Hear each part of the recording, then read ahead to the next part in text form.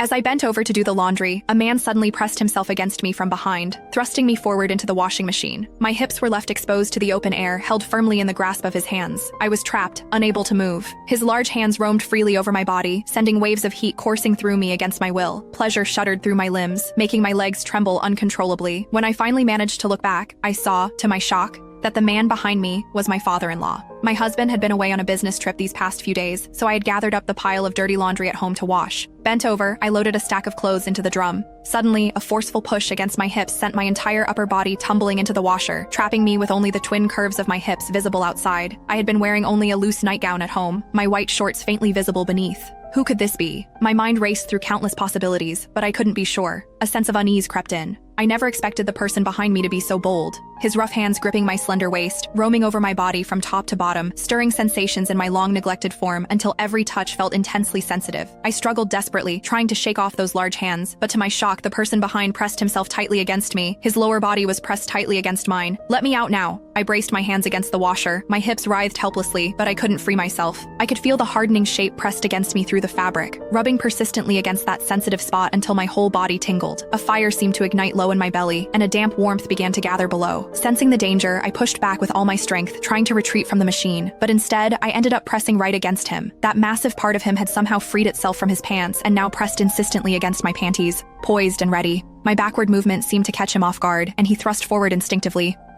Don't. The sensation nearly overwhelmed me, my legs trembling involuntarily. I tried desperately to squirm deeper into the washer to escape his body, but with every inch I retreated, he pressed forward until I had nowhere left to go. "What are you doing?"